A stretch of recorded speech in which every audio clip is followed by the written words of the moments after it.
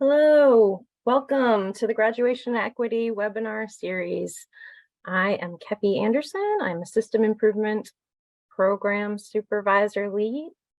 And today we are talking about countering the winter blues. This meeting is being recorded and it should be available immediately on YouTube. We have closed captions that are available in the menu if you want to take advantage of that. And we'll be dropping the PowerPoint in the chat, but it's also going to be available on our webpage. This webinar is brought to you through the Office of Student Engagement and Support. That's within the Office of the Superintendent of Public Instruction. At OSPI, we believe each student needs to be prepared for post-secondary pathways, careers, and civic engagement. The Graduation Equity webinar series was created with the purpose of highlighting practices that increase access to education and ultimately to graduation. Through our webinars, we're striving to go beyond equality to think about the opportunities that we have to examine and dismantle current policies and the practices that result in disparate outcomes for our students. We have the ultimate goal of ensuring that each student has access to the instruction and support that will make them successful in school and in life. Winter's here, and I think we're all counting down to some time off to rest and hopefully connect with some people that we love. I know that winter is a tough time of year for many of us, and I just want to encourage you to reach out to folks and provide some warmth. We ask that the participants in our meeting today honor the traditional lands on which each of you are located today. In my life, I mostly travel on the Squaxin Island, Coast Salish, Cowlitz, and Nisqually tribes, ancestral lands.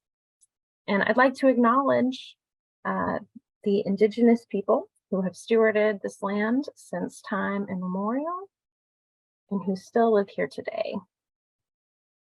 Partnerships with tribal consultation can strengthen our communities and our schools.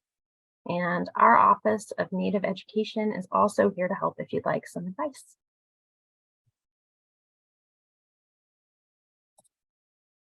This month, we're talking about countering the winter blues through wellness for staff and ultimately for students. Schools are often at the heart of each community, and the impact a teacher has on the collective emotions of their students, and by extension, their families, is really important. A teacher who's tired, who's frustrated or burned out deserves rest, empathy, and care. And it's our hope that through this webinar, we can provide some concrete ways to create a system that promotes staff wellness that's better for everyone. We're going to be sharing about how to gain an understanding of short and long-term impacts of working with high stress and trauma-related experiences.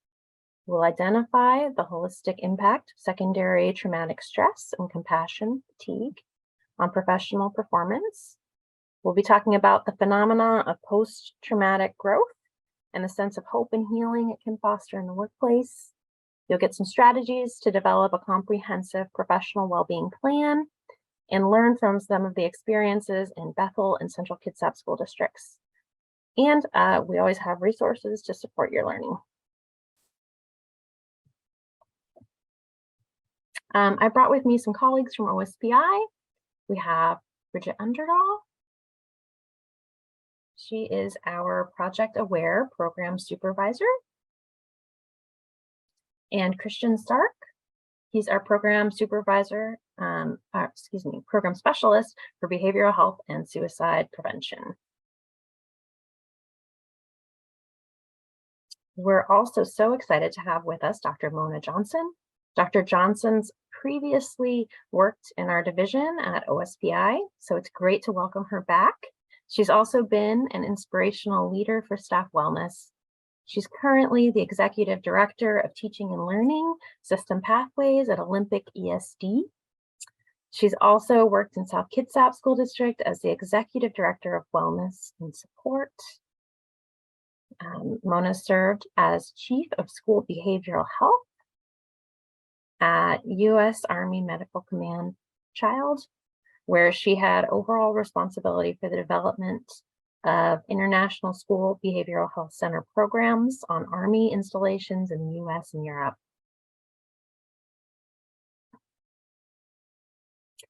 She has a doctorate in educational leadership from the University of Washington and a Washington State Superintendent credential. Her master's and undergraduate degrees are in social sciences and social work. Mona presents, publishes, and consults at the local, state, and national levels in the areas of professional wellness, social emotional resilience, and trauma recovery. We also have some panelists, which we will introduce in our second half. We are curious who is here today, so we're going to launch a poll and find out if you can tell us a little bit about your role, what grade bands you have the most familiarity with, and how familiar you are with this topic as well, and we will reflect that back to you. And just looking at the chat, I'm seeing lots of warm welcomes. So good to see you all this morning. Awesome. I see Wenatchee, I see the Nooksack people, like Stevens. Good morning. Yakima Nation in the house. There we go. Awesome.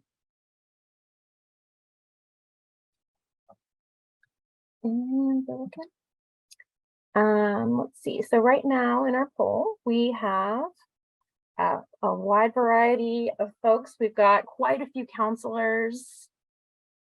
We've got a good number of district office, ESD, and OSPI folks. Good to see y'all here. Lots of middle and high school. That's the majority. And then some people are in the both category as well. And most people feel like they are somewhat familiar with this topic, and some people think they are in the very category, very familiar. So I think that we can talk very specifically about the things that are next level here and help people out. So I'm going to share those results back if you want to take a look at them. And if you didn't get a chance to participate, don't worry, there's more polls coming and you'll get a chance. So first off, we are going to hear from Bridget and Christian, and they're going to tell us a little bit about the data behind this and this topic. So Christian, can you tell us a little bit more? Sure. Thank you for the introduction, Kathy, and good morning, everybody. Like Kathy said, my name is Christian Stark. I'm very happy to be here with you talking about this very important topic, probably right on the kind of precipice of your winter break. So it's timely and we're excited to be here. I want to start by providing some context, specifically for this conversation around staff wellness, supporting staff wellness within the school context. You can see on the screen, according to a new survey taken in January of 2022, so earlier this year, that teachers are twice as likely to experience job-related stress compared to other working adults. You can see in a couple different metrics across the screen here how that looks. You can see large disparities in the number of teachers and principals who cite frequent job-related stress on the job. You can see high disparities in the number of teachers that say they experience burnout. Almost 60% of teachers said that they experience burnout as a result of their job. You can see disparities in terms of symptoms of depression for both teachers and principals. You can also see differences across the ability to cope with job-related stress and resilience. And I want to take a minute here, and I think you all know, but I want to emphasize that it's easy to think about resilience in terms of individual terms, right? Is this person or am I resilient or not resilient? We really want to take that focus and put it on the system. Today, we're trying to emphasize, is our system, is the school environment that we're creating resilient or not? When our teachers and our educators and our staff experience stress in their jobs, which they will, right? The task of educating students is difficult, and it's going to be difficult. Do they have the supports they need to be resilient? I want to highlight one other thing. It's not on the slide, but it is from this same study. The study suggests that 36% of teachers of color have experienced at least one incident of racial discrimination on the job. when we think about that, it's alarming, right? These are the settings that we're supposed to be fostering so that teachers can be successful. I want to highlight one other piece. The study says that of those teachers of color that have experienced at least one incident of racial discrimination, 43% said they experienced symptoms of depression. So when we think about these topics, it's important to support the wellness of all teachers, but it's also important to know that the impact of stresses in the school environment aren't the same depending on the identities that our educators bring to the classroom.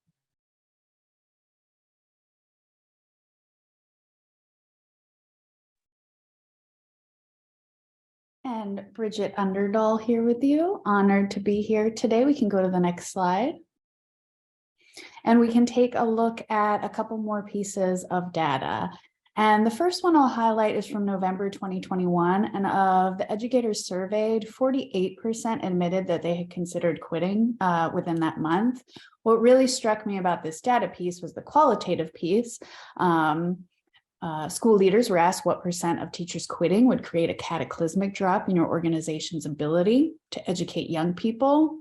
And the answers were shockingly low. One superintendent, and I think this really resonates, their answer was one. One teacher quitting would hurt us in a big way. And I feel like probably everyone on the call today can feel that. Another data piece that I'll share is from February 2022.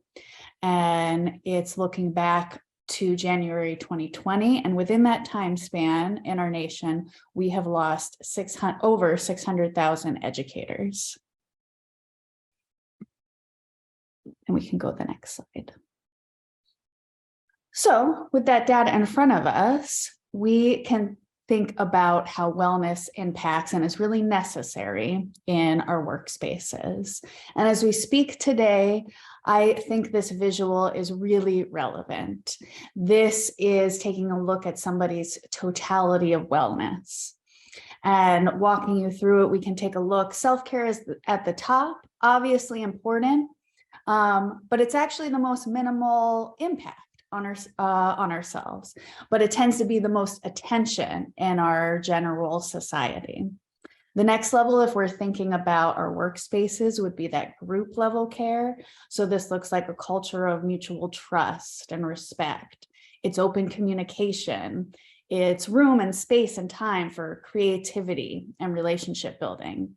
And then we have that systems level care, and it's actually the most impactful on individuals. And that systems level care can both offer supports in the classroom, it can offer training and materials, and the ability to take things off educators and staff's plate so they have enough time within the day. But it can also be a part of the harm. So it can be a part of the system that is putting too much onto individuals and not allowing them to interact and have time for group level care or even self-level care. So we're going to look at this as a whole today, and in these segments, acknowledging that systems level care has the greatest impact, group and community care is necessary for our overall wellness. And of course, self-care is important, but if it's the only thing we address, then when individuals are unwell, they will ultimately feel guilty or ashamed and feel like they have to go away to become well again, rather than acknowledging that group and systems level care are in support of their overall wellness. Thank you, Bridget. I want to highlight a couple other ways that we want to emphasize that staff wellness should be a priority in this school setting. We know that staff wellness correlates to educational equity, right? Serving all of our students in the way they need to be served. If we're asking teachers and educators to tailor their approaches to teaching and engaging with students to the individual needs, strengths, cultural and personal identities that each student brings with them to the classroom, we can't expect educators to do that when they're burned out, right? Or experiencing symptoms of depression. It's a lot to ask, and we need our educators to be their best selves, feel like their best selves if they're going to do that work effectively. We also know that staff retention and mobility are increased staff retention and decreased staff retention and increased staff mobility are factors that result from poor wellness or environments that don't support the wellness of educators within that environment. We know that teachers who don't feel supported in their work and who aren't provided with necessary resources are likely to leave the profession, or more likely to leave the profession than their colleagues. We also know that turnover creates lasting consequences for schools in terms of teacher quality and student achievement. We also know that when student leaders are intentional about supporting teacher growth, teachers feel supported and they're more likely to stay, right? So influencing factors that help teachers feel supported and whole in their jobs help keep retention down and continuity up within the community. Kind of taking the focus again back to supporting our educators of color, we know that this is especially vital for our teachers of color. If they're experiencing symptoms of or experiences of discrimination within the school setting, are not feeling like they can bring their true identities to schools and to connect with students through their true identities, they're going to be less likely to want to stay in that community. And finally, we're aiming towards this notion of a school community where adults have the emotional capacity to build relationships and teach with rigor. We know that trauma-informed strategies and mindfulness supports for teachers reduce stress in the ways that positively affect both teachers and students. Thanks. And you can go to the next slide.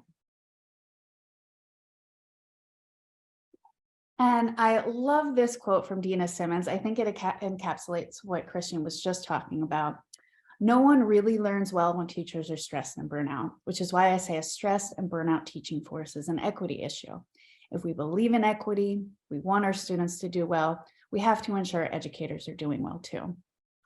So this systems level, group level care, the whole triangle is not only important for humane working systems, it is a direct correlation. If we want an equity of academics and schooling for our youth, there is a direct correlation to every adult working in that system.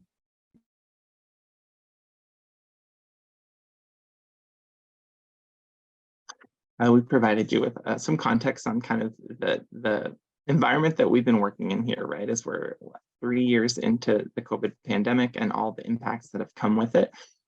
We want to highlight some of the ways that OSPI is supporting this work from the state level. A couple things we have listed on the screen here include coordinating with our regional behavioral health navigators and our partners at the University of Washington Forefront Suicide Prevention around providing regionalized supports. So this is a program that's been up and running now since 2021. We have a behavioral health navigator who's situated at each of our 9 ESDs across the state, who is working to connect the school system with the health system and provide individualized support for districts as they work to meet the behavioral health needs of their students. We also just completed our 3rd round of applications for suicide prevention grants. We have a budget proviso at the state level to provide up to $15,000 to 10 different districts to help them build capacity for suicide prevention, intervention, and post-vention supports. So obviously that's a small piece of the puzzle, but we're working to find ways at the state level to help school districts provide the kinds of awareness and support for suicide prevention that they need to keep their communities safe. We also have a social emotional learning team here at OSPI who works to build professional capacity for trauma-informed social emotional learning in schools. Really encourage you to visit our website for more information on the work that they're doing. We've also been able to leverage federal Title IV funds, grant funds, to provide lifeline, suicide prevention, intervention, and post-vention curriculum training to districts across the state. I think I heard this morning that we've given out 94 licenses for that curriculum through funding at no cost to districts to help them be able to implement the curriculum in their school buildings across the state. And we've been really excited to see that work go, and we're interested in seeing ways that we can continue to partner and connect those districts with our behavioral health navigators to continue that work across the state. 2 other quick things. We've worked very hard over the last couple of years to improve our model plan template for, it's a long name, but student social, emotional, behavioral, and mental health recognition, screening, and response. So schools are required to plan in their schools for meeting those needs. And we now have a more up-to-date template that helps give guidance for districts as they work to do that planning in their school communities. And then finally, we've been working on statewide implementation for House Bill 1363, which supports workforce and talks, kind of talks to some of these wellness pieces that we've been talking about today. And Bridget will give a bit more information on that on the next slide. Exactly. If you go to the next slide, just a brief, a little bit more information about House Bill 1363. It was passed in legislation session of 2021, and this is addressing workforce secondary traumatic stress of our educators and staff in the K-12 workforce. So if you go to this webpage, you can find a variety of policy examples, assessments to support this work. And this team continues to meet as an advisory council, as we all believe in this work so much and want to continue pushing out resources and supports around it. Quickly, I want to give a big shout out to our OSPI Suicide Prevention, Intervention, and Postvention website. This is kind of our home for all of our state level behavioral health and suicide prevention programming. It offers kind of connections to some of the things I mentioned on our last slide. It gives the contact information for the behavioral health navigator in each region. So if you want to know who that person is in your region, please visit this website and you can see their information and contact them if you'd like to follow up. It also provides information about 988, our state and the country's new behavioral health crisis line and other crisis support lines in Washington, as well as information to help support districts and families and schools in addressing the behavioral health and suicide prevention needs of their school communities. And if you're thinking about what does this look like in practice, I'll just share a couple of examples. You can hear lots more of this from Mona Johnson, but a couple of things I'll highlight is thinking about that overall school culture. Is it positive? Is it a place of mutual trust and creativity? I think taking a day off is a really good example of that wellness pyramid because it starts at the level of self-care of that staff member to acknowledge that they need a day off. And then it is a culture of the group that also acknowledges that this is a practice that they agree with and support. And then it's that systems level support to actually be able to have a sub so that you can take a day off, maybe even systems level supports to create sub plans, things like that. Being able to normalize mental health as health, it has as much importance as physical health. And just like normalizing practices of being able to eat on your lunch break, take bio breaks, and get some movement throughout the day. Also normalizing practices like staff walks, mindfulness minutes, breathing activities, and humor breaks. And making sure that these types of supports live in policy and sustainability. So every plan, make sure every statement of value, every goal, aspiration has specific actions and outcomes. And those are communicated to staff and the community as relevant. So make sure the steps you're taking to eliminate the burdens that many educators face, and also supporting their ability to be successful in the classroom.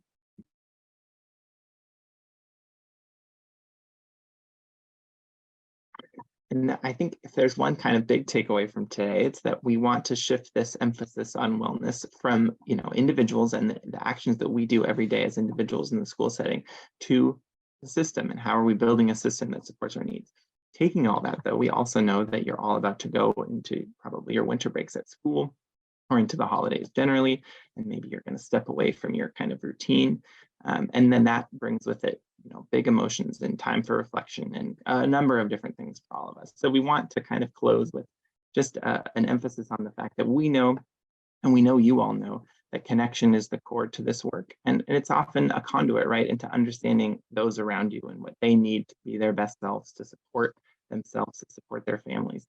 So we just want to close with a nod to close our portion of the presentation this morning, at least, with a nod to the power of the authentic check-in. Whether it's through informal conversations between colleagues, between classes, or meetings, covering for a class, for a colleague when they need a quick midday break, or some of the things that Bridget was just mentioning to prioritize their self-care, or in your check-ins with your students every morning or every day when you see them. That connection that is bred through these kinds of check-ins is essential, and we think that's a good place to close out today with this conversation.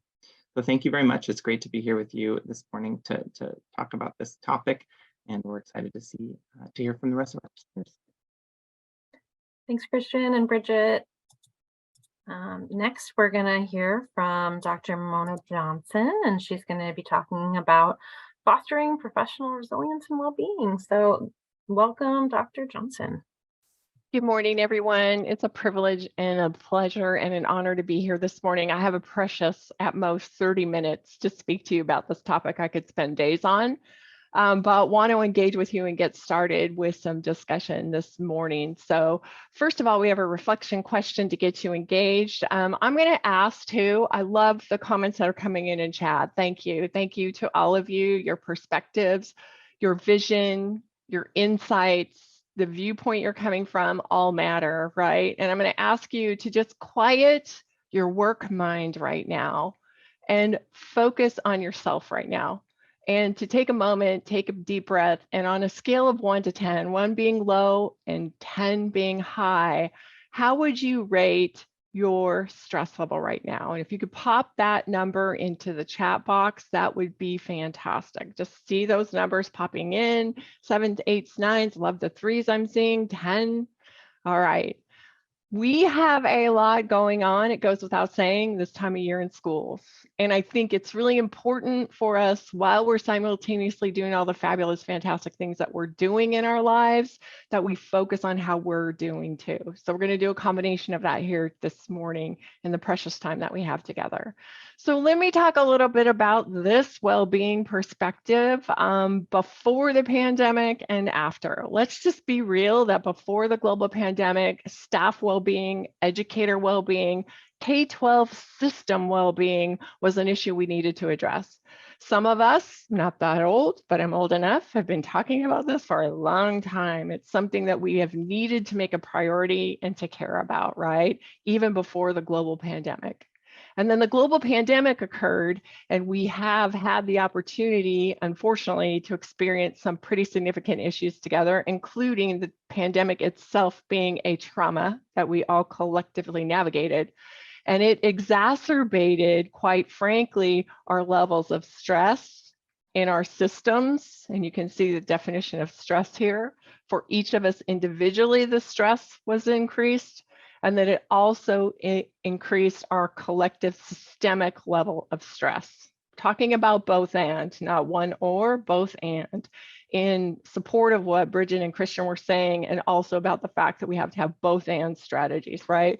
So individual stress levels increased and our collective stress levels increased.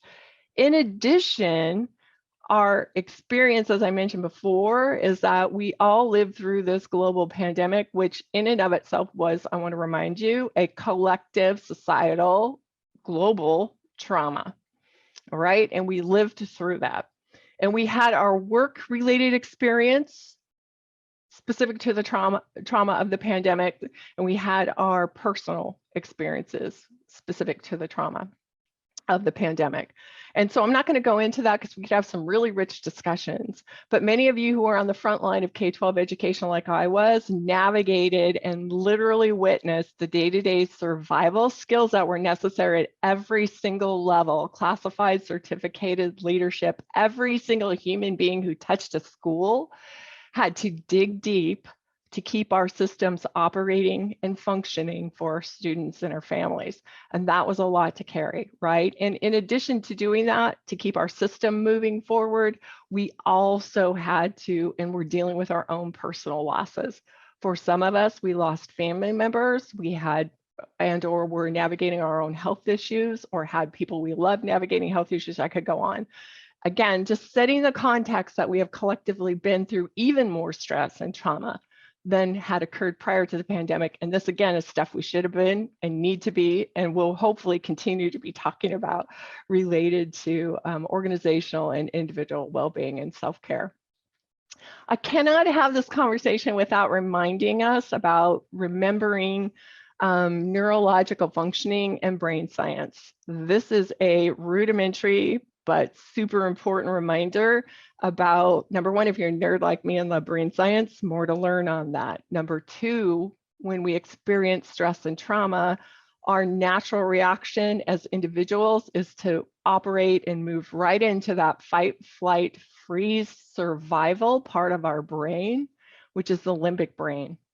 We talk about that, and many of us in our trauma-informed practices and teaching that we're doing to help our schools and our classrooms and our teachers and our classified and certificated staff are learning, and we talk about that related to students, but we don't often remember that we too go to the limbic part of our brain when we're experiencing stress and trauma.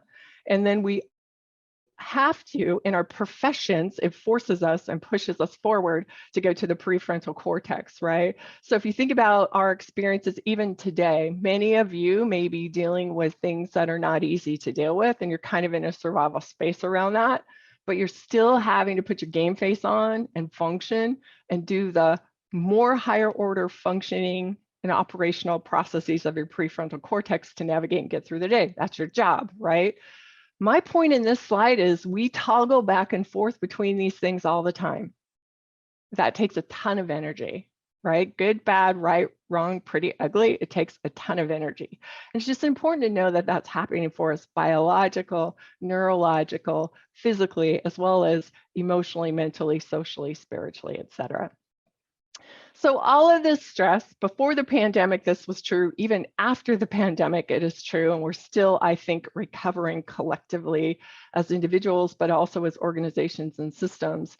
There has been a toll, right? And you can see some of the responses to stress that we have had as adults. And you see the emotional examples of stress there. I mean, I would ask you to raise your hand if we were in a room together. How many of us could say, I definitely experienced some of those experiences and emotional related to stress, right? Look at the cognitive impact of stress.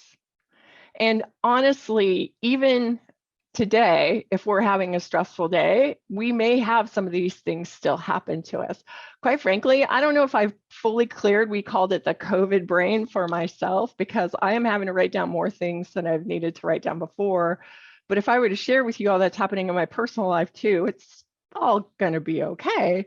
It would make sense, and it makes sense to me why I am still maybe not tracking everything as cognitively as closely as I want to, meaning needing to write it down because I can't remember it. All right. The physical impact, look at some of the physical impacts of stress and trauma on us as adults, just remembering this and reminding you of this. And then I'll move to the behavioral impacts of stress and trauma on adults. And then really important to talk about, and we don't like to spend a lot of time looking at this collectively, is the spiritual impact of stress on us related to trauma and stress, okay? So the spiritual impact. So collectively as whole people, just like our students, collectively as whole educators at every level, classified, certificated, whatever role you play that touches a school, no matter how many hours a day, if you touch a school and you are connected to it, or a social service organization, or a juvenile institution, or any social service agency that you're a part of, that you're representing today, you saw these things play out in your system, and you were also impacted by them too, all right? Not meaning to depress you, but just wanting to talk about the context of the situation and what we've experienced. So I'm going to ask you again in chat to just pop in, if you're brave enough, what are some of the responses or reactions you know that impacted you in the past, emotionally, cognitive, physically, behaviorally, spiritually, or is currently impacting you now? Oh, I forgot we're doing a poll. So let me reframe that. I forgot already what I said it was going to do. So just really quickly in the poll that just popped up, which of these responses or reactions impacts you currently or has in the past? And you can check more than one. Okay, so if you take a moment and respond to that poll chat. And again, I want to be transparent, and the method behind my madness in asking you this question is for us to normalize the fact that we are experiencing some similar things together. And to Christian's point, to begin to have some authentic conversation with one another in a vulnerable place of honesty about how can we create authentic communities of support together. And remember, a community can be a lot of people, and a community can be 2 people, right? Poll results, do we have those yet, Kefi? Pop them up. All right. So most of us experienced emotional stress, me included, cognitive stress, physical stress, behavioral stress, and spiritual stress. All right. So thank you very much for your vulnerability and willingness to answer those questions. And again, to normalize our experience, because we have had those experiences and some of us are still currently dealing with it, depending on what even is happening in our lives as we speak, even though the pandemic is a little bit behind us and we're navigating new things today. So I want to focus on, again, in the interest of time, not so much on this is the issue, right? And again, you notice I'm not throwing data at you because there's tons of data out there and I'm beyond the quantitative data. We can get that anywhere. I want to talk more about our qualitative experience and collective strategies to help us move forward, which is the rest of this webinar and was touched upon a little bit earlier. So how do we navigate this path ahead? If we know this is the truth, that the work that we do in whatever social service, giving, community, caring, helping community we're in, if we know that there's stress there, how do we navigate it? And I think the first thing is to stop and remember that there's a cumulative impact to immersing ourselves in other people's stress and trauma. So duality here. I'm in my job by nature of the profession that I chose, which is a very caring profession, helping other people. Right? If you are in education at every level, the people who work in the lunchroom help feed our students. The people who drive buses transport our students safely every day to and from school. The individuals who are on our playgrounds keep our kids safe and engaged with one another, as opposed to our teachers and the role that they play, our administrators, the role that they play, and our higher level systems, like our regional systems and our district systems and leaderships. Everybody plays a role in helping other people. And at times we are immersing ourselves in other people's stress, right? And there's an impact to that. And I want to share with you 3 ways that you probably have heard much about, but I just want to drive them home. Every time we are giving, caring, helping, which thank goodness we are called to do, and we want you to continue to do. We make ourselves vulnerable if we don't practice our own well-being to things like burnout. And you can see the definition of burnout there. We make ourselves vulnerable to moral injury, which in particular was a huge issue, I think, especially during the global pandemic. Because in education, we were not able to provide and do our work the way that we were having to do it because we've had to modify it and create literally virtual learning places online and shut down every system of support that we had. And then the third area, which is compassion fatigue. And again, as a researcher, it's paining me that I'm not going to be able to give you much more detail about these issues. But I just simply wanted to say that when we give, care, do the beautiful work that we're called to do, that we want you all to continue doing, we become vulnerable to these phenomena, right? Notice I'm using the word vulnerable, and there's a reason that I'm intentionally using that word vulnerable. And the reason I'm using it is because I really do believe that they're preventative and we can prevent them. But it has to be a combination of individual strategies that I engage in, and it has to be a combination of organizational strategies that we begin to truly prioritize in our systems in terms of supporting one another and being well. So here's a reflection question, and I'm going to ask you to put this in the chat box if you're willing. I think this was chat again. Nope, it's a poll. Thank you. Would you please, if you're willing, we can't tell who you are, let us know, have you experienced or are you currently experiencing any burnout, moral injury, or compassion fatigue to any degree? And if you are, we'd love to see some examples or have you share very briefly in chat, right? So take a moment and complete this poll. Have you experienced any burnout, moral injury, or compassion fatigue to any degree as a result of current stress or past stress? And if you're willing to share examples of that, that would be important. I will say to you just really quite frankly, and I know this is being recorded, so I want to be careful what I share personally, But I remember feeling that sense of moral injury very, very deeply because I physically was not able to be in the workplace that I was in or supporting the people that I would normally support in my district level job and my helping buildings and being present.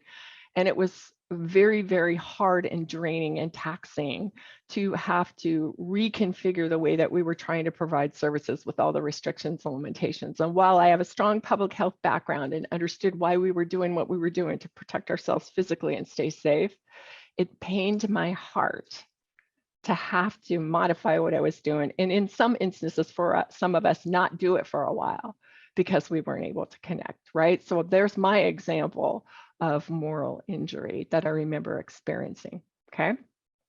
All right, so thank you for the example. The chat. Can we see the poll?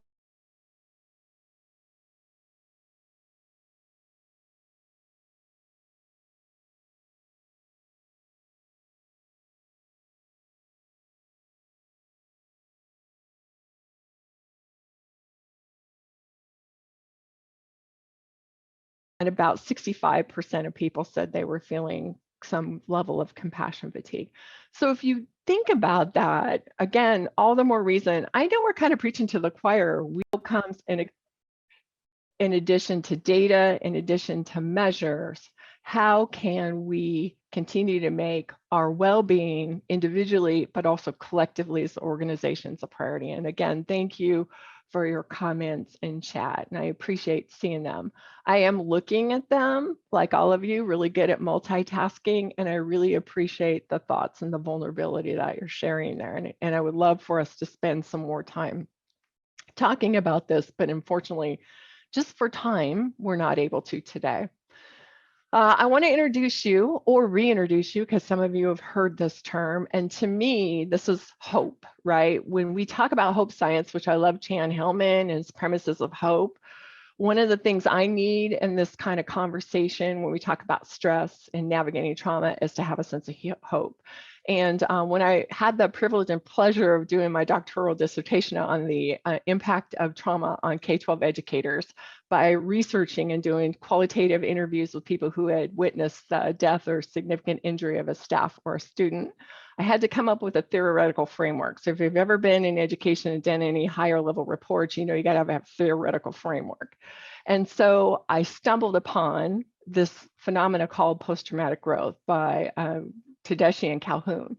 And I'm sharing it with you now because I think this is a really important process to go back to and think about. Post-traumatic growth is a positive change that can result as we navigate major life crisis or traumatic events. It's the positive things that can result. Again, we could drill down into this for another 30-minute conversation, but the bottom line is it takes time for post-traumatic growth to occur. It isn't something that people can immediately see, even me who talks about it right away when I'm navigating a difficult situation. And I also want to share with you a funny story about when I was in Port Angeles School District a couple months ago and I had an opportunity to speak to a group. I had this wonderful educator and she's a classified educator and she classified staff. And she said to me, Mona, I appreciate your post-traumatic growth definition. She said, but I have a question. Can you grow through trauma and does it always have to be post, right?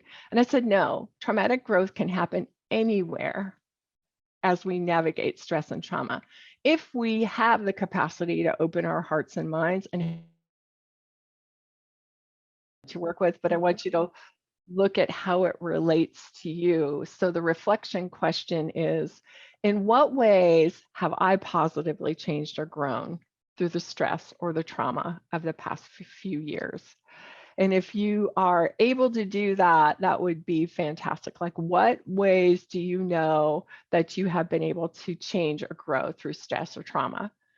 And some of you might not be able to answer that right away right now because your brain isn't there. Others of you are like, I get it and I can think of it. And it really is about the perspective that we take as we navigate things. I am immersed in conversations about high stress, trauma, problems, and challenge daily, like many of you. And so it has taken training to flip my brain around to hear the truth in that, but then also reframe it to think about what's the growth area, right? And this really gets at Carol Dweck's growth mindset, right? It's like literally putting that growth mindset into play, right? So thank you for the examples that are popping up in chat. Those are beautiful examples of ways that you've positively grown. And I also encourage you to use this question and ask this question to the people that you work with on a regular basis, a colleague, teams, groups, etc. Because one thing about having navigated what we've navigated, I think we haven't really celebrated the positives and the things that we were able to accomplish despite the adversity that we had, okay, and the diversities that we have encountered and will continue at times probably to encounter.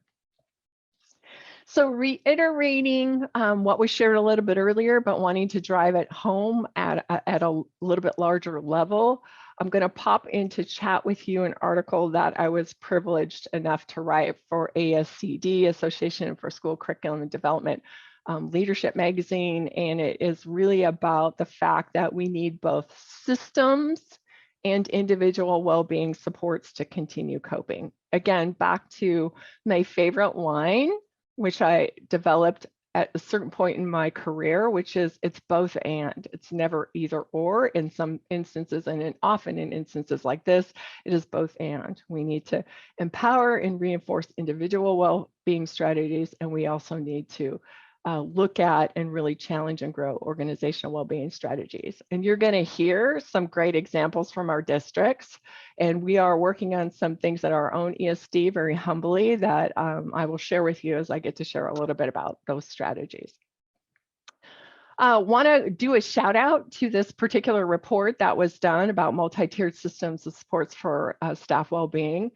Kaiser Permanente partnered with Mikey and Associates to do a white paper, which to me was pretty groundbreaking. And there's more and more information about how you do staff well-being in tiered ways. The Surgeon General just came out with another report recently about organizational well-being strategies. So literally hot off the press like a month ago or something. But tiered. If you think about tiered intervention, all of what we're doing, tiered intervention is a framework, right? And so this gives you some examples. And again, you have this deck at your fingertips in this white paper of tiered well-being strategies. I want to caution you and say, some of you are like, oh, heck no, we're never going to be able to do this. And what I want you to hear is it's a step-by-step, baby step process when it comes to implementing tiered well-being strategies. And if you can implement one strategy somewhere in this pyramid, I think you're doing fantastic. The more you can implement, obviously, the better.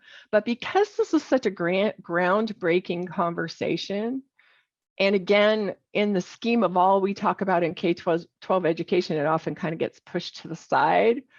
Just a shout out to the fact that if you can get anything in a tiered strategy in any of these areas put together, that's a win. And this is, again, where we need to come together and collectively support each other and not have the expectation that a district or a building or a region or an ESD can cultivate this perfect model. We're all learning and growing together. So learning communities around that are really important. And again, start where you can start, where there's a level of readiness. All right, that's all I'm saying. Start where you can start, where there's a level of readiness. And if you can take it and run with it, go for it. If you can't, starting somewhere is really, really important. Even if you're in a system with resistance and all you can do is start with your colleagues, that's more than not starting at all. Okay, I'm hoping you're understanding what I'm saying about that, right? The tiered strategies for well-being and support. So rather than give you a big laundry list, big laundry list, right? First of all, there's a lot of resources out there that you can tap into. What I wanted to do is to call your attention visually through some of the activities and things that come to mind for me. So when it comes to system level or organization level well-being, I think what's really important is to cultivate connections, cultivate relationships, and cultivate belonging. And I also am excited and glad that a piece of legislation that's been around for a long time was passed with Substitute House Bill 1363, which is pushing districts, albeit it's not funded, to do staff well-being practices, right? So I do think policy is really important and practice is really important. But when we can cultivate relationships and a sense of well-being and we can start to assess workload, that's really, really important. We also need to, and it's important to focus on team building. You have team, if you look at some of the visuals there, you have workload, we have to obviously prioritize wellness. We want to make sure that our system is listening to one another. I also want to note that anything that you're doing in your system that grows adult social emotional competence, adult social emotional skills, which is another conversation that we don't have much about. We think about social emotional competence and skills for kids, but we don't talk much about that for adults. Anytime we grow adult social emotional competence, that's a positive skill that helps cultivate systemic well-being. Anytime we reinforce and build and grow trauma-informed practices, that is a system level well-being strategy. Anytime we support mental health, physical health, social, emotional, psychological health through employee assistance programs, individual relationships we have with telehealth organizations or community resources, so our staff who are in crisis can get support, any crisis supports that we put in place for staff, all of those are critical system level well-being strategies. And again, we could spend 2 hours talking about all of this. I'm just giving you a very high level overview. And you're going to hear some examples from people, in particular our 2 districts that are with us. But I will say here that we at Olympic ESD are really trying to put into practice these things for our own organization. One of the things that is common sometimes for organizations that work with schools is to think about how do we help schools do it and we don't practice it ourselves. And we've given ourselves this year at ESD the Throwdown Challenge of putting this into practice, right? So we are doing many of the things that you see cultivated here at social emotional competence and growth for our own organization, team building, strategies, et cetera. I also want to draw your attention as you're looking at this visual, you see the upside down triangle, regulation, skill, awareness, right?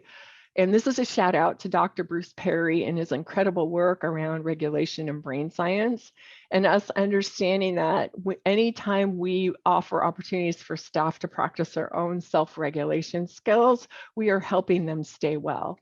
If we have regulated adults who are present, who are not flipping their lids, or who can be calm, who can engage, who can teach skills and not get hooked, that can help us grow skills. So that awareness and information that we're doing and skill building we're doing around regulation and brain science also plays into and is an organization or systemic well-being strategy.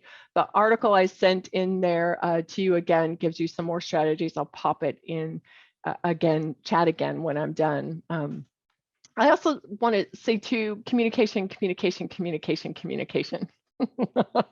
I mean, I think one of the ways we get so sideways in our work sometimes are our communication strategies, and then also not circling back to check stuff out. Because I think I heard something, but then I maybe didn't hear it. So I need to go back and check out, did I hear what I thought I heard? And then also looking at organizational health and well-being. Some systems have a lot of gossiping, backbiting. People are nice to your face, but not nice stuff happens behind the scenes. And I just think looking at the health of our organizations, which is a whole body of work aside from well-being strategies, but related to it, is an important piece too. And then finally, a couple really simple things that are fun to do is just doing on-site activities related to well-being and having spaces like calm rooms or quiet rooms for staff or wellness rooms for our staff to go that are solely for staff to rejuvenate for even 5 minutes of calm to get them through the day. Professional learning communities like book studies and things that help us grow, that help us learn and develop like self-awareness, self-management, and understanding and navigating our own stress levels. And then fun activities and classes. We are doing something at ESD this year, which is a pilot, which is called Creatively Mindful. And we invited our staff who are interested, which are quite a few, to participate in getting together twice a month. And the first session every month is meditation, mindfulness, and gentle yoga. The second session is creativity and art and something fun that is mindfulness oriented. So fun ways we can do this too that don't always have to be heavy. So looking at time, I know I need to move on, but really wanted to emphasize organizational well-being as a critical strategy. Also as important is our own individual well-being. And again, I don't put one above the other. I think they're both really critically important and are tied together, because the more well I am as an individual, the more positively I can engage in my system to help it stay well and be well. But here's some examples of individual well-being strategies, and many of them you can see are pretty straightforward. I appreciated the reference earlier to the professional quality of life scale. Those are assessments and datas and tools and measures. We have some great organizations in our state who are working with districts and ESDs like mine to help us assess and learn more about how we collect data related to staff well-being so we can engage and empower there. That self-regulation strategy applies to me too, right? I have to do this. Sometimes we need to just quit taking things personally because we're pretty sensitive and taking it too personally. Sometimes people need to take things more personally because they're pretty buffered and guarded, right? Acting in a way where we're kind with one another, acting in a way where we can practice the pause, right? And also identifying our own feelings. We are human beings providing support and care to people who matter, and we love our work. And we also have feelings and things that are happening in our life. And no matter how good we are at compartmentalizing and having boundaries, it can seep into work. So it's okay to have safe spaces. And in fact, it's critical to have spaces in work where we can talk and support one another. And I could go on and about this, but one other thing I'll say is just knowing what triggers me. Okay, Mona has to know what gets her going. And as a well-being strategy, you need to know what triggers you and gets you going any given day when it comes to stress, et cetera, as you're navigating the day. So some individual and organizational well-being strategies for you to think about. Here are a few non-negotiables for me. I think it's really important to have a plan and commit to daily actions individually. And I think it's also important to have a plan and commit to daily actions organizationally. Right? And this is where our wellness committees and our well-being committees and the organizational work that we have and put in place is important. It's also important to be flexible and creative because the best laid plan may not always work. And let's be real, if our well-being activities are all boring and they're all about learning and there's no joy in them, that's not okay. We need to be able to cultivate joy and have a sense of celebration and fun and laughter too. And then a call to all of us in whatever role we're in. You are a model to whomever you work with because people look to you often. And you may not feel like you are, but I would bet money you are. So the more we can model well-being that is healthy, the better it is for our systems overall, right? The more we can cultivate that and model it and share with one another our experiences in that vulnerable community. So my reflection question for you, one more thing in the chat, I commit to actively supporting my professional well-being in the following ways. And I'd love for you, if you're willing and interested, to just think about that. Again, much information in a very short period of time has been sent your way, but to think about what would you commit to, or what are you already committed to that is supporting professional well-being, either organizationally or individually or both? To pop some ideas in chat. Our whole point in the Method and the Madness in this webinar was to share experience. And you're going to hear from a couple of districts in a minute who are going to share their phenomenal experiences. And I shared what I did, and we had Christian and Bridget share what they can, and there are others who could share, right? The more we can share and have this kind of conversation, the richer our outcomes will be. And the more momentum this process can gain if we can collectively come together and share our ideas and work together, not just be in our own lanes trying to pursue these types of activities. So thank you so much for your examples of well-being that are coming in. Keep them coming, and I appreciate them greatly. Thanks for the time, and I'm going to turn it back over to Kefi. Thanks, Dr. Johnson. And I love this idea of tearing out supports and just like the change that can be made through thinking through what's available to everyone and putting it into that MTSS kind of framework instead of putting the onus on individual people to do it, because I think we all do feel really guilty when, things aren't going well. So we have with us to talk about our practices and people who are really putting the system level supports in place. We have Alyssa Dornan. She is the Bethel School District Director for Behavioral Health and for MTSS. And we also, and Alyssa, she began her career 28 years ago as a classroom teacher, and she was in the Puyallup School District. And for 18 years, she taught first through third graders. She mentored teachers. She served as a demonstration teacher for the district. Alyssa eventually stepped out of the classroom to serve in other roles. She's been an instructional coach, a GLAD trainer. She has also been an associate administrator, a building principal, and a director for our special services. She's happily married to her husband of 25 years, proud mother of 2 incredible daughters, one at WSU and the other at Boise State University. Welcome, Alyssa. Thank you so much, Keffy, for that introduction. Yeah, and we also have with us Andrea Bowman, who has spent the last 25 years seeking to meet the whole child needs of students. Having worked in high poverty schools for most of her career, she knows firsthand what compassion fatigue looks like and feels like. She strongly believes that we must do more to support the wellness of our school employees.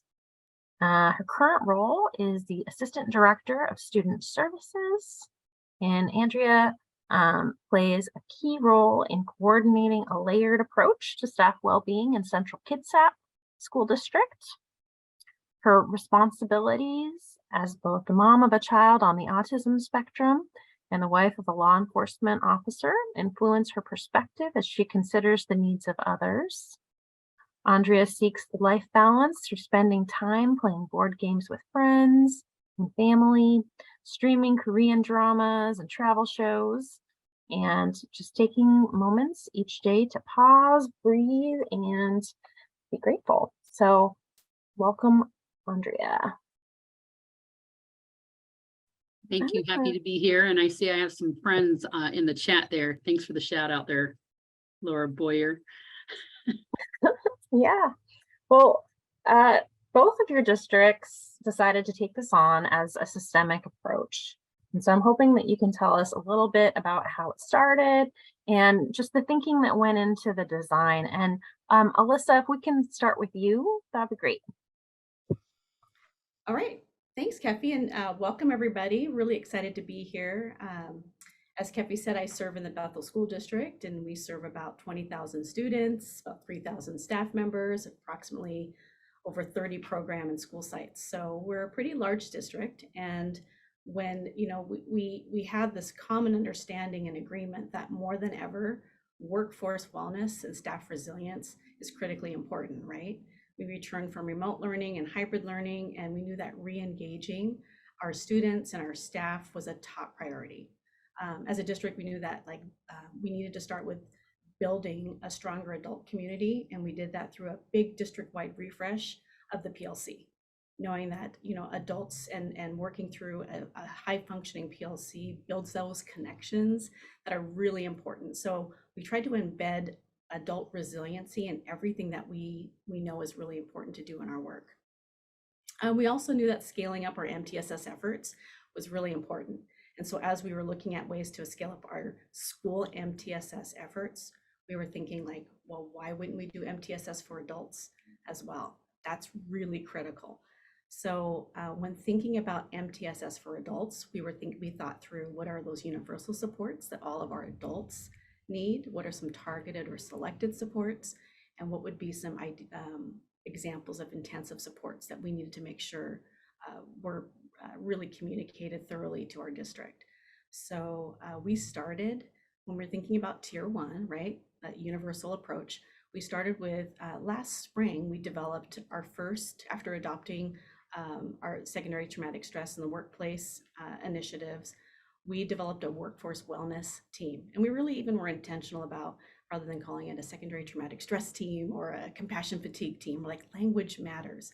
So thinking about, again, moving from understanding the importance of knowing about compassion fatigue, but then moving our language to educator resiliency was really important. So we started with language. Step 1 was let's build a workforce wellness team that has broad representation across our district. So starting with executive leadership, district administrators, we have our HR executive director. We partner with both our union president for our certificated staff is on the team with us, as well as our classified union president. We wanted to have their voices at the table because they represent so much of our staff. We have some counselors and social workers, a school psychologist, some some secondary and elementary staff representation as well. So we met last year and we started with step 1, like using some tools that were readily available rather than having to recreate. I want to give a shout out, Kaiser Permanente, Alliance for Healthier Generation. Great places to start. So earlier in the presentation, there was a slide shared on OSPI's website for secondary traumatic stress. If you haven't gone there yet, I encourage you to go there. That's where we started. And we started with the Thriving Schools assessment, and we completed that together as a team, and that helped to identify some of those initial action steps. We also started to think about professional development for that universal level of support. And we started with, we knew that if we said, hey, staff, let's go do some trainings on self-care, as educators, we know that sometimes that feels like an optional thing, or like, we'll do it if we have time. Give us more trainings on strategies that we could use with students. That's what we need, right? So we knew that coming in based off feedback that we got from staff. So rather than try to make self-care learning separate, we embedded it in what we were already doing with our staff when it came to trauma-informed practices for students, also helps our adults. And we really found ourselves landing on focusing on co-regulation. That is huge. And Mona did a great job earlier of referencing how important it is that when we have regulated adults, we have regulated kids. And so our staff, we found to be really receptive to, like, okay, we're learning about something that we can apply directly into the classroom, but wow, it does really start with us. And there's science that proves that. So that was really important. We also joined as a team, we joined an MTSS community of practice with Kaiser Permanente and Alliance for Healthier Generation and OSPI. And that's been really great because we can start looking at what other districts are doing as well and really building that community around staff wellness. So those were some of the initial things that we did to get some of that work lifted off the ground. The last piece that I'll just share really quick, as far as just a step with a large school district, is that we also wanted to make regular communication happen. And we have a great director of communications in our communication department. So we started thinking about what are different avenues that we can get resources and information out to our 3,000, or so staff, right?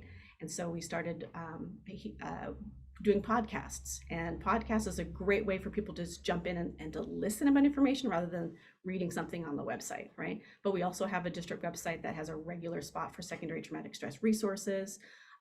We wanted to make sure that, again, adult resiliency means that we have to connect regularly with the people that we serve. And so having things like district shout outs, has a regular placeholder in our communications to staff, highlighting the positives. Those were all things that we wanted to be really intentional about. And then we also wanted to be able to call out things because, we repeat to remember. That's part of the, when we're talking about regulating ourselves. So regular communication about the services that we do have accessible. I think that sometimes we think that EAP is something we want to wait until things get really intensive, but really you can look at some of the resources through EAP differently and think about it more as a preventative way. There are mental health resources and counseling services. Let's not wait until the very end when things get really tough to use that. How do we continue to promote EAP as something that we can utilize early on? Right now, we're going to start ramping up our communication to our staff about something called Smart Health by Limeade, and it's a voluntary wellness program included in our SEB benefits. A lot of our staff don't realize that that's there and accessible, and there's a lot of fun things that we can do with that. Alyssa, we did get a question from the chat. Are you doing anything specific about LGBTQIA+ staff? Like, what are the supports that you have that are kind of trained on them? Yeah, that's a great question, and something really, really important. We have, and when we think about like tier 2, and as far as like making sure that we have those targeted supports, selected supports for our staff, a lot of that happens in the building, at the building level too. And we have an amazing group of counselors and social workers that also are really in tune with what's happening at their staff, so that there are different groups that find that support at the in their buildings. We also have an equity team that's really dialed into some of the needs of our district as well, and that they are really good about getting out there into our staff and into our staff community, but also to our greater community, about ensuring that we have safe spaces for our staff. If you walk through a lot of our hallways, you'll see the signs even put out at doors like this is a safe space. And so we want to make sure that, again, it all comes back to co-regulation. How do we regulate with each other? How do we model that? How do we build connect? Because when we regulate, we build connection, and building connection is really important. And so I think those are some of the ways that we do it. And I'd be happy to connect with that person in the chat to talk about some more things that we've done. Absolutely. I love the idea of connection and just like the ways that we can continue to do that in different ways, like thinking about just the networking of ideas around this and talking to other districts. I feel like it's such a treat to be able to do that and to get, to kind of farm out the best ideas from each place and be able to look at them as well. Yeah. I do want to hear from Andrea a little bit about what's going on for you in Central Kitsap. So, I mean, your system looked a little bit different. Can you tell us a little bit how it started for y'all and the thinking that went into your design? Yeah, it's interesting that I think every district's going to have a different access point. Can you hear me okay? So we didn't come about it. I wish I could say that we'd had some just internal enlightenment and it happened. It didn't happen that way. How we came about it was COVID hit and OSPI had sent out to all districts basically a response plan, I think was the intent. And it was very holistic. It was a giant to-do list. And some of that was around academic support, and but some of it was actually environmental or wellness supports. My role is not human resources, so I wasn't predicting that staff well-being was going to land in my area because I'm student services, but my role is social emotional learning, positive behavior sports, and MTSS. And so of our district leaders, it came my direction as maybe someone had some level of expertise to be able to help on the staff well-being side.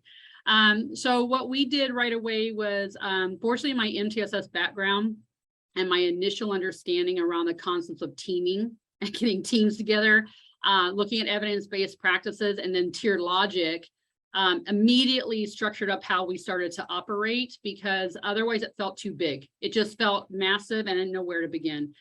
So we started a group that was for looking at student well-being, a group that was for family well-being and support, and a group that was staff well-being. And then we put teams that had a variety of stakeholders, but that also included community partners. So we had Kitsap Mental Health at the table and Peninsula Community Health Services at the table, school counselors at the table.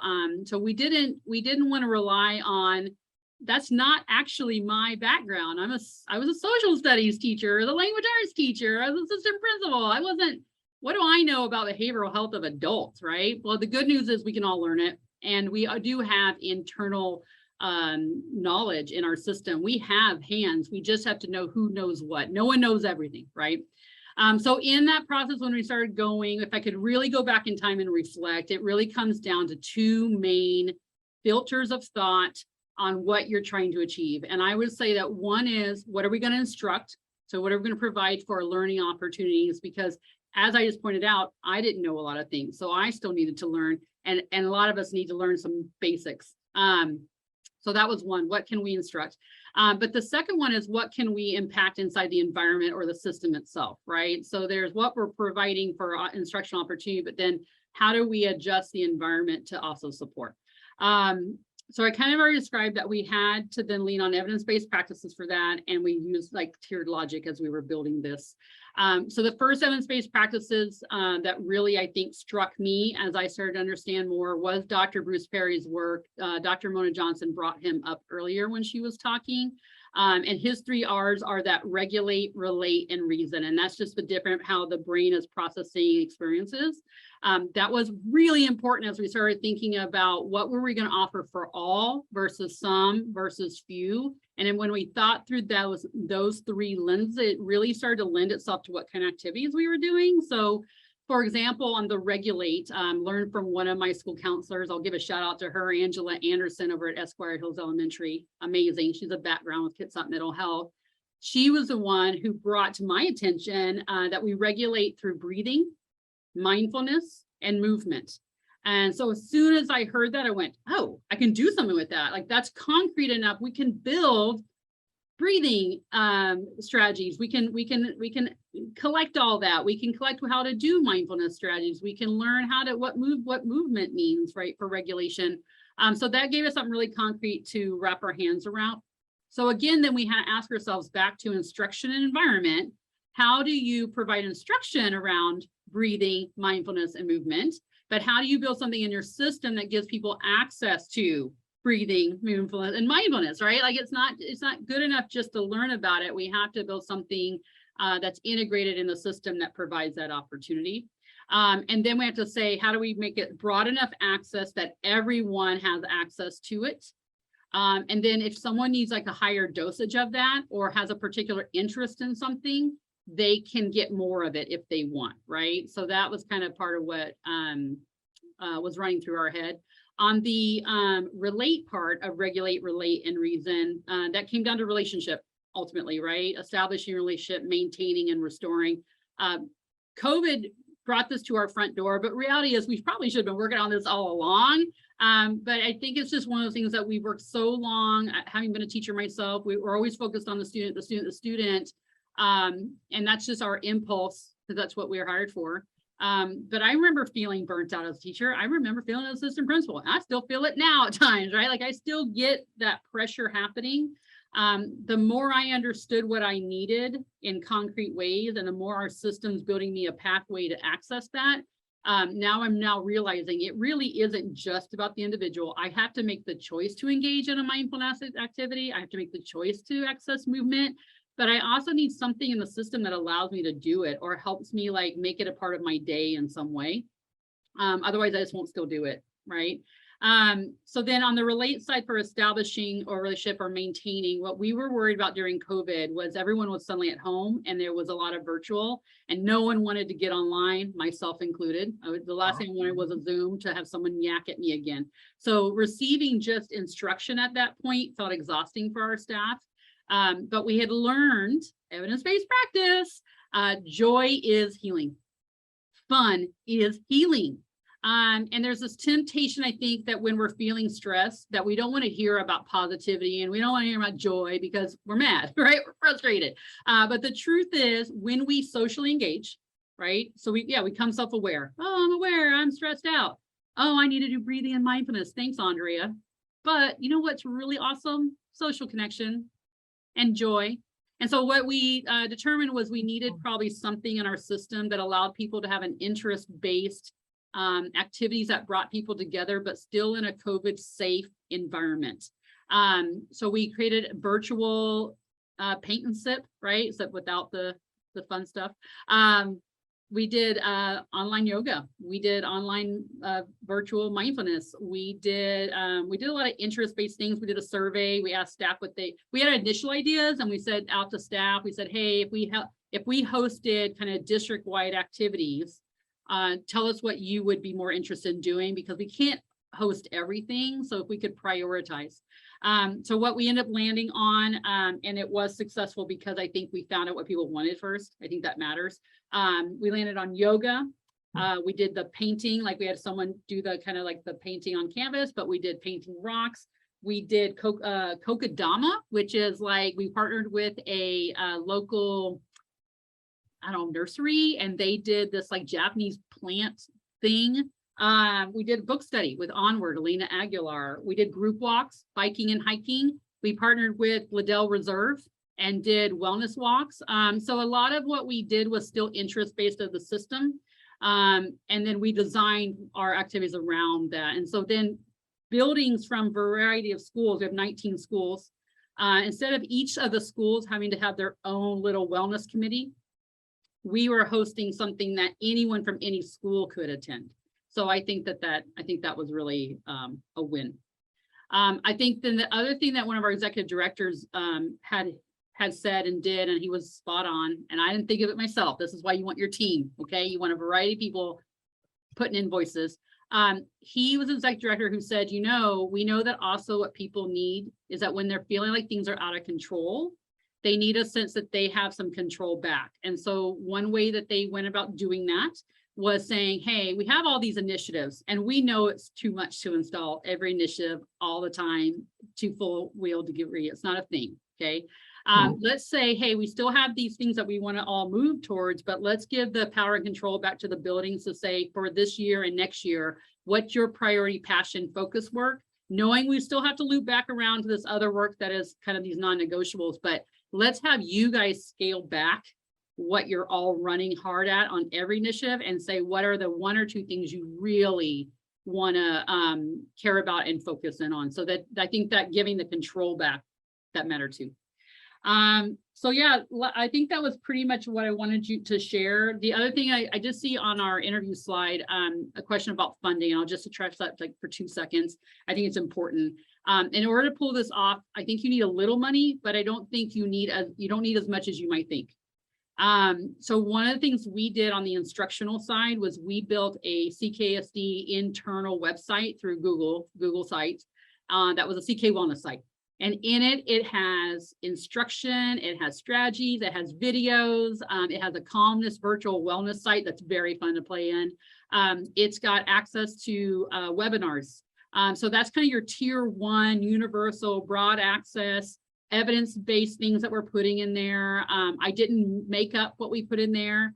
I did follow guidance from like UW Smart Center, right? So there are external partners you can reach out to. You can call them up, email them. They will give you information. So that really helped us drive like what was in that website. You have to really figure out how you're going to push and communicate. It's there though. I think that's one of the harder things is getting people to go to it, right? And actually engage in it. That's kind of our tier 1. Our tier 2 was that interest-based activities that I described, right? Where people could self-select and choose what felt good to them, because we did do like book studies and things like that. But then that tier 3, that one-to-one intensive need, and now we're talking about money, right? So the moment we talk tier 2 and tier 3, it's not as much free. You have to have a little something. So I want to shout out Jill Patno's on this. I know I saw her on here. Kaiser Permanente did give us some money that helped us do these activities because I didn't want cost for the employees. I wanted them to be able to do yoga. And if they needed a yoga mat, I wanted to buy them a yoga mat. Did not want that to be a barrier. So little ways to kind of get a little bit of funding did matter, I feel. And then when we do e-therapy for the one-to-one. So we still have our employee assistance program, but we've partnered with e-therapy. That's actually their name, e-therapy. And they do one-to-one. And so we offer our staff up to 8 sessions if they want it, of private, confidential therapy. And we pay for that right now out of our ESSER dollars that we got from the federal government. We're not sure yet how we're going to continue that service once ESSER is out. Hoping that our state and the federal government figure that out for us. But it's something we have seen valued by our staff. We have had people access that. So I think that's pretty incredible. Other than that, other ways to think about it. Who's willing to volunteer? We actually had CK staff, even during COVID, volunteering their time. We offered yoga for free because it was a volunteer leading yoga, free mindfulness because it was volunteer. Kokedama though, and some of the other things, and like Onward, I use Title IV money for it. So for those of you who are on the district level here who have Title IV money access, there's a section about safe and positive climate, and you really do SEL. So to me, anything that was adult social emotional learning that I could legitimately say was part of my Title IV grant plan was another way to address money. So I'll shush now. That was a lot. That's great. Well, and I think the strategy of looking at creating small pockets of connection between people across the district is so unique. Like it's an interesting strategy to think through in terms of like one school could not possibly do that in the same way as a district at large. So I also I'm going to share the slides again so y'all can see them. We have created some slides in the deck if you'd like to take a look for what each place is doing at their different tiered levels. And but before I get into that, I actually, you know what I want to do is I want everybody to use your reaction buttons and just help our presenters feel the love right now because they're amazing. And the work they're doing is so inspiring, and just collective round of applause, and just appreciate so much the work that y'all have done and that you continue to do. I am in awe. So thank you all. Oh, yay, all the reactions. They're beautiful. Thank you, thank you.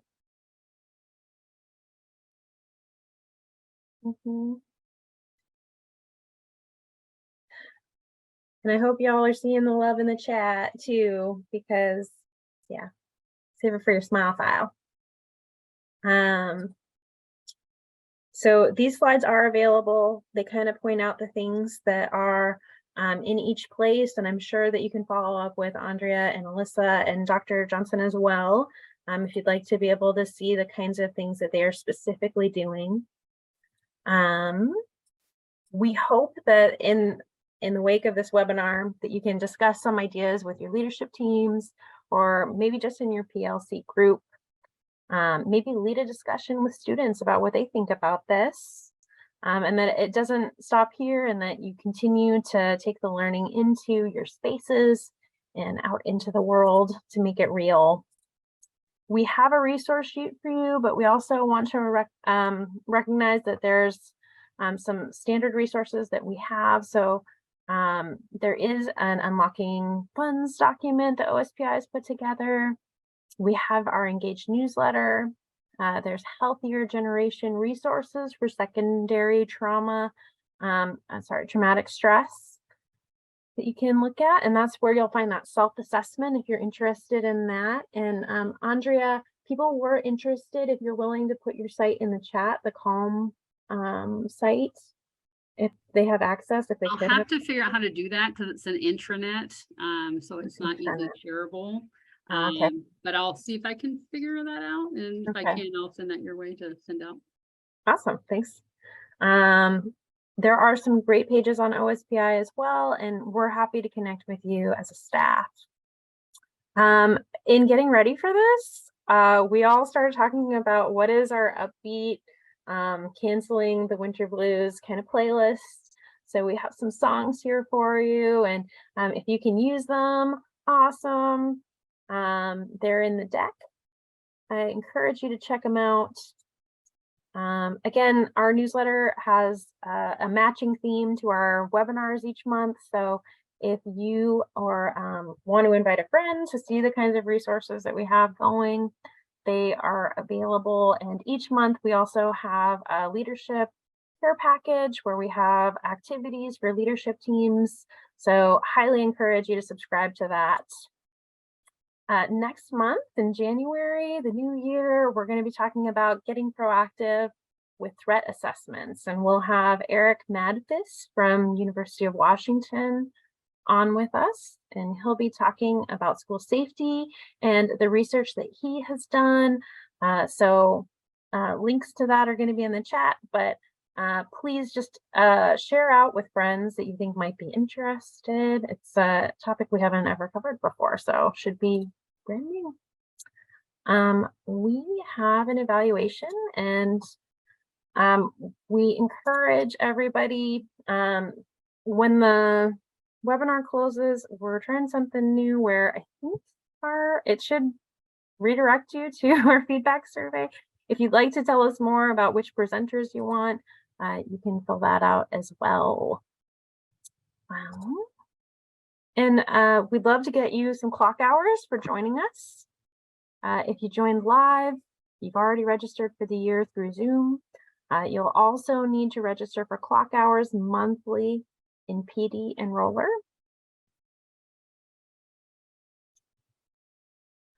And PD Enroller is going to send an evaluation to your email, and then we verify your attendance and release your hours. If you're watching this video later, the process changes.